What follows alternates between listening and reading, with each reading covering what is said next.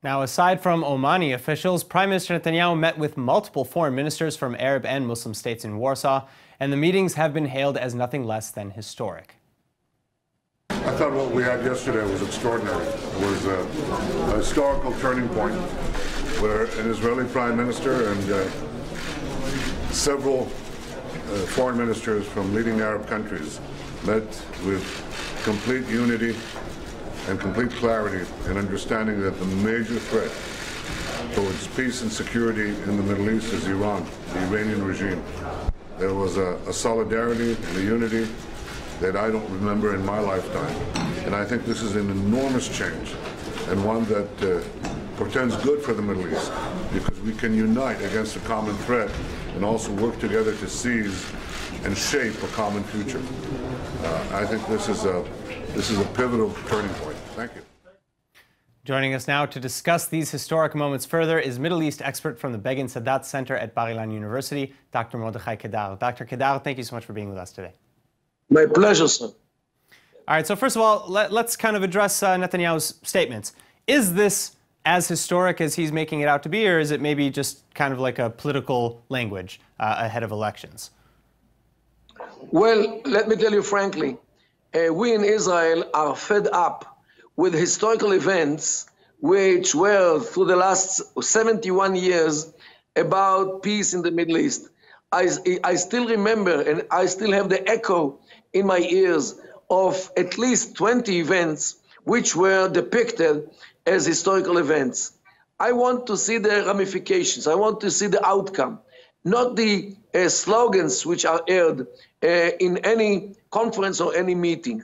This is why I'm a bit more skeptical about this, because when people are gathering in some place in the world under the magnifier of the superpowers, they might say something which later they will not want to be associated with what they said before. Is that perhaps why, Federica Mogherini and certain officials from Germany, from France, etc., did not arrive at all, didn't bother? No, they didn't come because they do not want to support any Israeli-American effort to push forward anything without them, and which will not take in account their interests. They are selfish. They are so full of themselves about the Middle East. They think that they understand something about the Middle East while they know nothing. And this is why they don't want to take part in something which was cooked by Americans and the Israelis. That's all.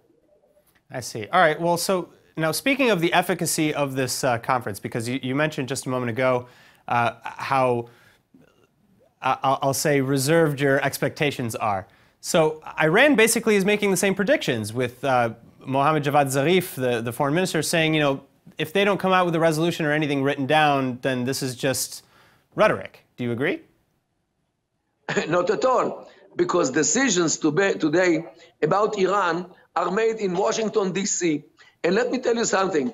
Any decision of President Trump about Iran is way much more important than anything which we've decided in Tehran, because President Trump can bring the Iranian regime to its knees and to collapse the whole Iranian economy by sanctions and deep sanctions which he wants to impose. And this is why it is a joke to think that the Iranians today can determine what will happen with Iran.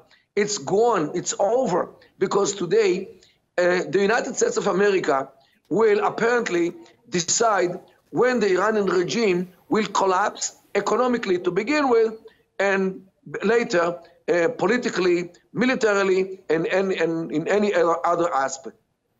All right, Dr. Kedar, thank you so much for joining us. Thank you so much.